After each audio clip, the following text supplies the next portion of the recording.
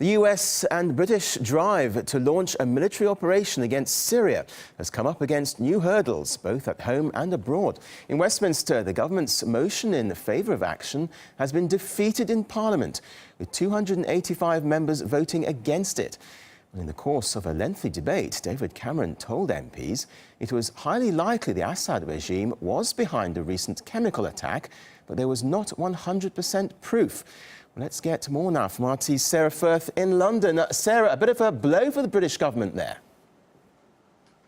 Well, a crushing blow for the Prime Minister, David Cameron, as that government motion on possible military action in Syria defeated. 285 votes against, 272 in favour. Now, that came after the Labour amendment had also been defeated. 332 against, 220 in favour. So both of those motions defeated, and that means no military intervention or action in Syria. Now, remember, anyway, the government's motion had already been watered down in response to Labour's opposition to it, and Labour tabling that amendment. So even if the vote had passed, military action wouldn't have been able to have been sanctioned without another vote. And now none of that was going to happen after this astounding defeat. Now, we've had a mammoth debating session going on today in the House of Commons. 8 hours of lengthy debating, some very strong,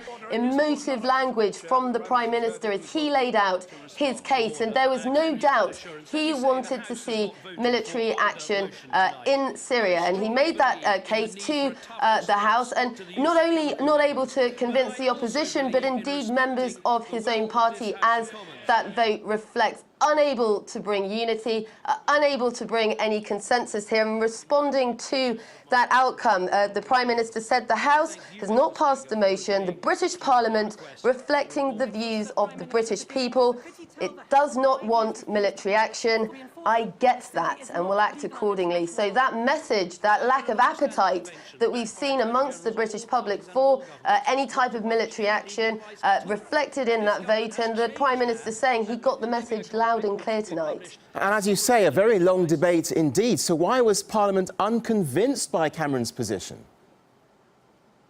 Well, if we just recap what they were actually debating on, because you had those two motions. So you had the government's motion, which had called for a humanitarian response from the international community that could require military action. Now, the Labour amendment to that had said that the case of military action had not been established. So the Prime Minister really trying to make his case today for why we should go ahead. Earlier in the day, they'd had the intelligence dossier published. A lot of people critiquing the information on that, saying too little rather, in the way of actual hard evidence. Now, the Prime Minister responded to that point, and that was very much the opposition's stance, that more evidence was needed before anything could be decided. Let's take a listen to some of the points that he made.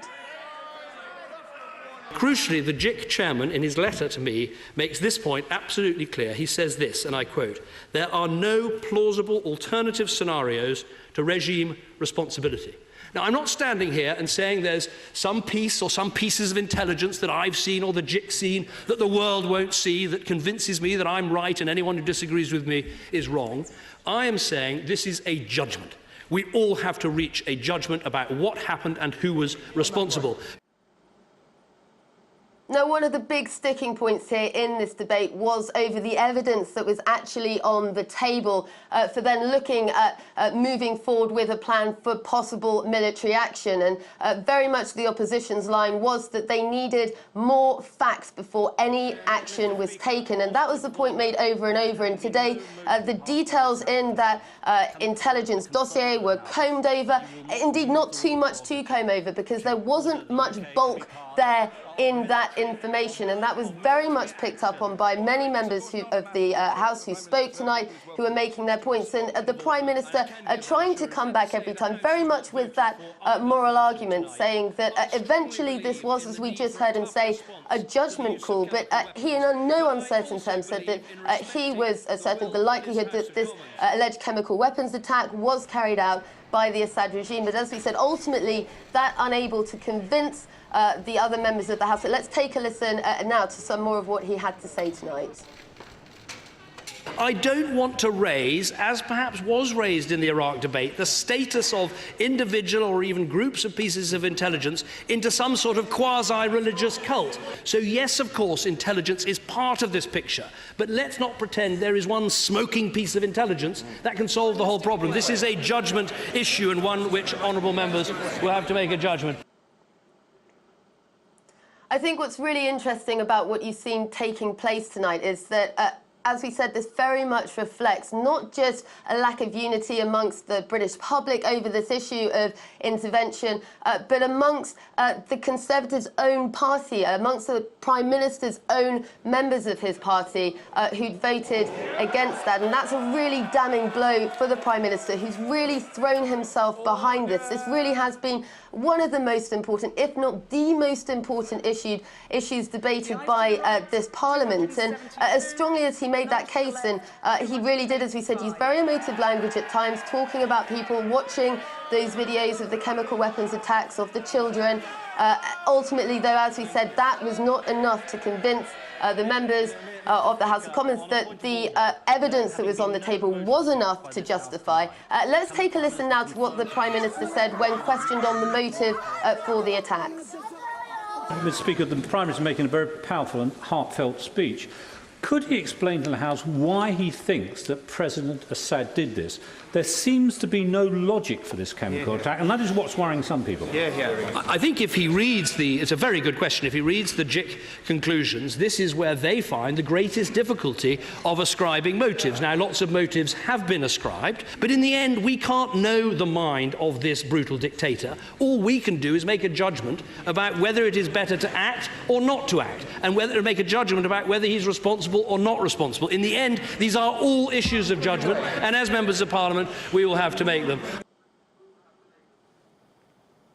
Well, certainly this is going to be an issue that is hugely debated following that quite surprising result. Lots of people are going to be speculating as to exactly what that means next now for the Prime Minister. As we said, it does mean that as things stand at the moment, there will be no military intervention on the part of Britain in Syria for the time being. And of course, all eyes are now going to be on the US response in light of that. Now, there's strong indications from the US that whatever the outcome from Britain was going to be, that they would be willing to go it alone. Well, they're certainly going to have no choice now, it seems, with the Prime Minister unable to get that unity. Already a lot of talk from some MPs tonight, and again from some members of the Prime Minister's own party, saying there was a real sense that the Prime Minister had rushed into this. And as we said, the sticking point in that debate really came back to the hard evidence on the table. In the Prime Minister's defence, certainly, as they made this point tonight,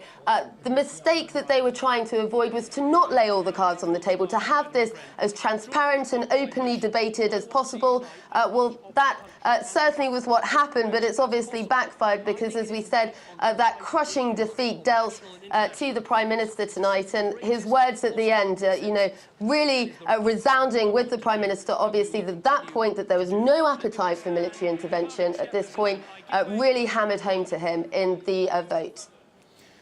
OK, RT Sarah Firth in London, thanks very much.